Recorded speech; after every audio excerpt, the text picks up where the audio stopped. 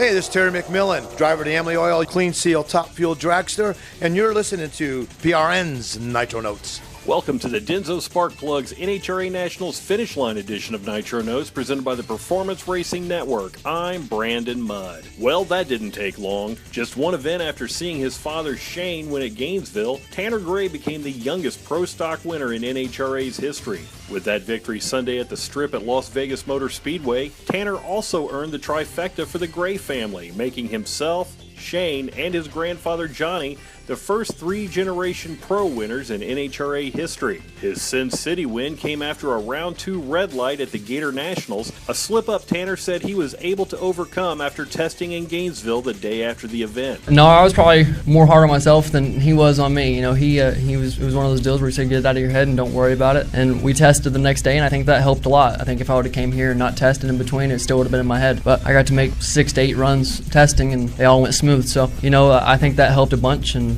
I think that's why I'm here. Be sure to listen to this week's episode of At the Track as host Lenny Baticki chats with Tanner regarding the upcoming NHRA 4-Wide Nationals. Antron Brown, the newly named co-host of Top Gear America, continued Don Schumacher Racing's sweep of the top fuel class so far this year with the victory on Sunday. Brown earned top qualifier honors, and during a difficult second round of qualifying Friday, was the only rail to make a full pull. The 3-time and defending class champ said the track conditions are what makes Vegas such a challenging race. The thing about it is this track is just, it's hard. It's hard to race here because you get 4 different climates, 4 different track deals, all in one weekend. So it's mind-boggling. It's a crew chief race and a team race where you guys switch your car from track to track. Like, look today. First round, everybody ran mid-70s. Next round, you had to run a high 70. And in the semifinals, you run high 70, low 80s. And in the final, you can run a low 70. So you're all across the map, and it's hard. This stuff is not easy no more, and all these teams are not talking about winning championships. They're doing their homework to win them. And finally, Tommy Johnson Jr. earned the Funny Car Wally Sunday, taking the 3rd-class win in 4 races for DSR. While Johnson agreed with Antron that the Strip is definitely a difficult track, it's also one of his favorites on the tour. Yeah, I do well when I come here. It's a great facility. I mean, you can't deny it's such a great facility and great people to come watch this race. But yet, when you show up, you just come in the gate and you have a good feeling because you've had some success here. And you know, I've got 1 win prior to this, but I've had a couple, 2 or 3 runner-ups plus. You know, and